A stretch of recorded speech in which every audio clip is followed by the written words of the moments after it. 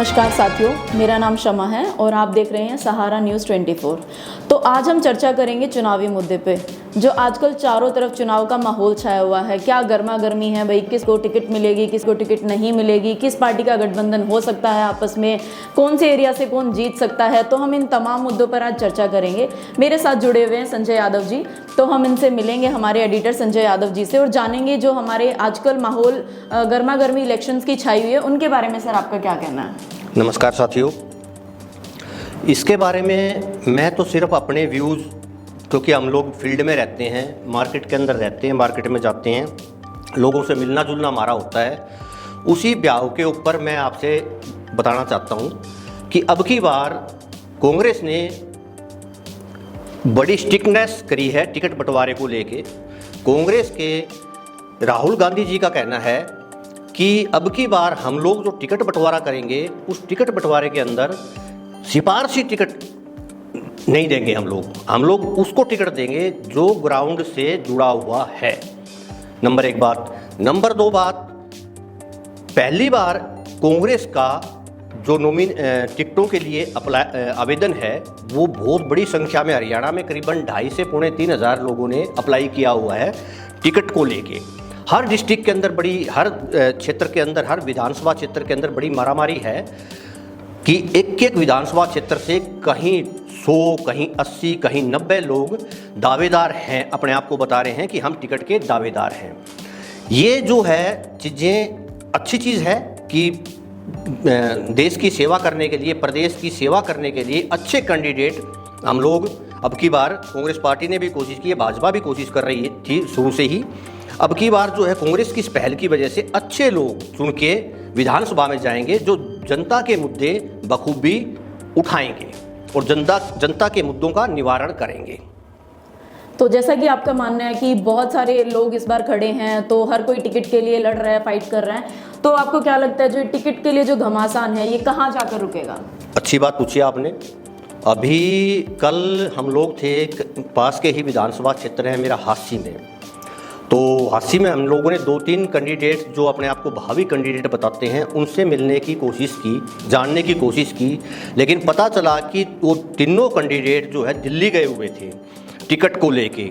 तो टिकट को लेके भाजपा में और कांग्रेस में, दोनों में ही जो कार्यकर्ता हैं वो अभी दिल्ली या उनके स्टेट ऑफिस या जहाँ भी उनसे रिलेशन है अपनी चीज़ों को करवाने के, टिकट लेने के, वो उनके टच में है।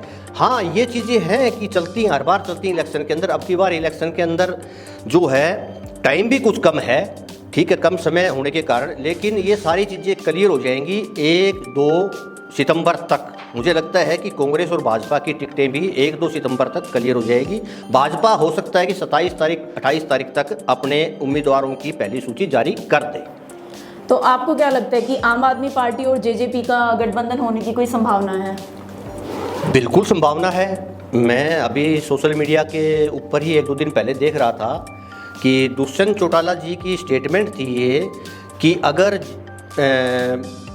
आप पार्टी हमें अप्रोच करती है तो हम लोग तैयार हैं गठबंधन करने के लिए। अभी देखो आप, गठबंधन जो है भाजपा, इसका बसपा और इनेलो का भी गठबंधन हुआ है। गठबंधन तो एक ज़रूरत है, और अगर करते हैं आप और इनेलो आप और जेजेपी अगर ये गठबंधन करती हैं तो दोनों को ही फायदा होगा, क्योंकि जो कार्यकर्ता है उनको भी, उनका मनोबल भी बढ़ेगा। अपने आप को जैसे अलग महसूस वो लोग नहीं करेंगे, कार्यकर्ता दोनों मिलके काम करेंगे तो फायदा होगा, अच्छी टक्कर दे सकते हैं।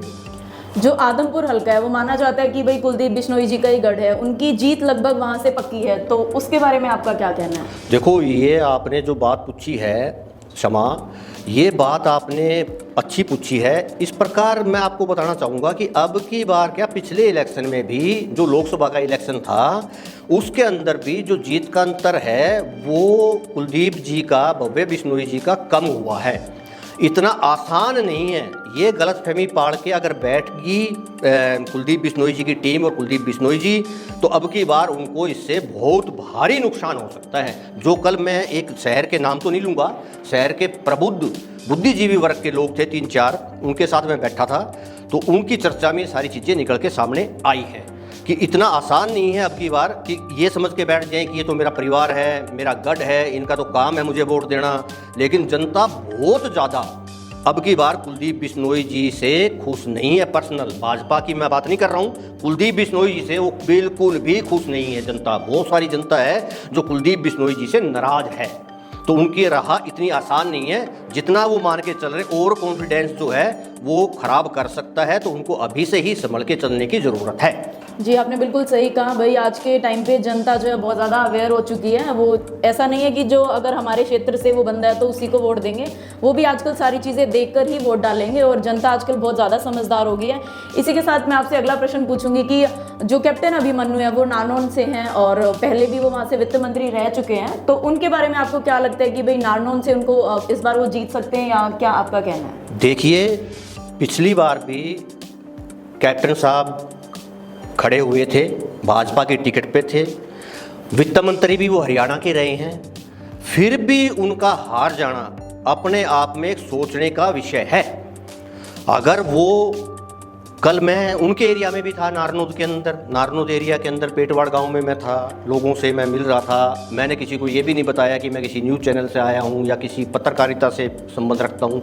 लोग चर्चा कर रहे थे। एक कहावत है वहाँ पर, एक पिछली बार एक कहावत चली थी कि साहब वो गर्दन में सरिया, कुछ ऐसा हरियाणवी में होता है, मैं भी हरियाणवी हूँ, तो मेरी समझ में नहीं आया कि गर्दन में सरिये का क्या मतलब है भाई। तो पिछली बार मुद्दा बड़ा था, अब की बार भी वो मुद्दा है वहाँ पर जनता के अंदर। अब पता नहीं वो गर्दन में सरिया, उसका कहना था एक ग्रामीण का, उसका कहना था कि साहब कैप्टन साहब जो है, हम उनसे मिलने जाते थे तो कैप्टन साहब जो है मिलते ही नहीं थे, कह देते थे कि मैं हूँ ही नहीं, चंडीगढ़ हूँ, और सीधे मुंह बात नहीं करते थे। ये उनको अगर ये चीज़ नहीं थी तो पिछली बार भी एक वित्त मंत्री, एक पावरफुल आदमी सत्ता में होने के बावजूद भी अगर वो बुरी तरह हारते हैं तो कहीं ना कहीं ये बात अब की बार भी लोगों के दिमाग के अंदर है। तो इतनी आसान कैप्टन साहब की भी राह मुझे नहीं लगता कि है। कहने का मतलब ये कि भाई आज के टाइम पे बहुत ज़्यादा कंपटीशन है, चाहे आप उसी क्षेत्र नहीं, कंपटीशन नहीं है, कंपटीशन नहीं है, जनता है, जनता जनार्दन है। ये जब आदमी को चुनती है किसी को कि आप ये मेरा मुद्दा उठाएगा, ये मेरा काम करेगा, ये मेरे गांव का काम करेगा, ये मेरे क्षेत्र का काम करेगा, वहाँ पर आके अगर कहीं भी कोई डगमगाता है, उसको संतुष्टि नहीं मिलती तो भाई वो क्यों वोट देगा?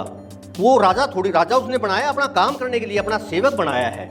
अब वो सेवक अगर उसकी ना सुनेगा तो फिर क्या करेगा वो? जी, मतलब जनता समझदार हो गई है, जनता बहुत समझदार है, जनता सब जानती है कौन कितना काम कर रहा है। बिल्कुल बिल्कुल बिल्कुल बिल्कुल बिल्कुल बिल्कुल बिल्कुल। तो मेरा एक आखिरी प्रश्न आपसे ये है कि भाई बीजेपी का ये मानना है कि भाई कांग्रेस के जो कैंडिडेट है वो आपस में एक दूसरे को हरा देंगे, तो इससे बीजेपी की जीत जो है वो लगभग पक्की है, तो इसके बारे में आपका क्या कहना है? ये अभी 2 दिन पहले की स्टेटमेंट है रणवीर गंगवा जी की कि कांग्रेसी जो है नेता, जो कैंडिडेट है, वो आपस के अंदर ही गुटबाजी क्योंकि उनकी इतनी है, ये मैंने भी फील किया है। कहीं सैलजा गुट है, कहीं हुड्डा गुट है, कहीं कोई अदर गुट है, तो गुटबाजी की वजह से कहीं रणवीर वो अपने है ना जो सुरजेवाड़ा गुट है, तो गुटबाजी की वजह से जो है इनको नुकसान तो कांग्रेस को होगा। पिछली बार भी नुकसान हुआ था, अब की बार अगर वो संभल गए, इस चीज़ को लेकर ध्यान कर लिया उन्होंने, तो निसंदेह अब की बार कांग्रेस की लहर तो है, इसमें कोई डाउट नहीं है। हाँ, अब की बार मैं आपको एक चीज़ बताता हूँ कि बरवाड़ा से निर्दलीय कैंडिडेट है, वो भी काफ़ी उत्साहित हैं जीत के लिए, वो भी काफ़ी कोशिश कर रहे हैं कि मेरी जीत अच्छा, उन्होंने मेहनत भी की है। संजना सातरोड़ हैं, उन्होंने मेहनत भी की है, फैमिली बैकग्राउंड भी ठीक है, बिल्कुल नरम नॉर्मल स्वभाव है, किसी प्रकार की कोई भी जो है ना ईगो नहीं है उनके अंदर। तो ये भी अब की बार जो निर्दलीय कैंडिडेट के लिए भी अच्छा एक वो है कि कहने का मतलब ये है कि जो कैंडिडेट मार्केट में क्या जनता के साथ जितना कनेक्ट होगा, चाहे वो निर्दलीय हो, चाहे टिकट लेके आए, पार्टी की वोट चाहे उसको मिले चाहे ना मिले, वो भी जीतने में सक्षम है। तो आपका ये कहना है कांग्रेस के अंदर जो गुटबाजी है और बीजेपी के अंदर एकता है? बीजेपी के अंदर एकता है, कांग्रेस में भी एकता है, ऐसी बात नहीं है, वो भी लोग एक हैं, लेकिन कहीं ना कहीं अभी 3 जो हैं, सैलजा गुट, आपका हुड्डा गुट, आपका सुरजेवाड़ा गुट, ये गुट जो है ना आपस के अंदर एक दूसरे को जो टांग खिंचाई है कि मेरा कैंडिडेट को टिकट मिले, मेरे कैंडिडेट को टिकट मिले, मेरे को टिकट मिले। अब मान लो किसी क्षेत्र के अंदर ये है कि शैलजा गुट का प्रत्याशी को टिकट मिल गई और हुड्डा गुट ज़्यादा प्रभावी था, तो हुड्डा गुट उसको सपोर्ट नहीं करेगा तो शैलजा गुट को नुकसान होगा, अल्टीमेटली नुकसान तो कांग्रेस को होगा। भाजपा में ये सारी चीज़ें देखने को अभी बहुत कम मिल रही हैं, ऐसा है नहीं भाजपा के अंदर ऐसा। ठीक है, तो मैं संजय यादव जी का बहुत बहुत शुक्रिया अदा करना चाहूँगी। उन्होंने हमारे तमाम सवालों के जवाब दिए जो आजकल बहुत गर्मा गर्मी में भाई चुनाव का माहौल चल रहा है, उन्होंने उनके हमारे जो तमाम ज़रूरी सवाल थे उनके जवाब दिए। तो इसी के साथ मैं आपका बहुत बहुत शुक्रिया अदा करना चाहूँगी। शुक्रिया आपका। जय हिंद, जय भारत। मिलते हैं फिर एक नई वीडियो के साथ।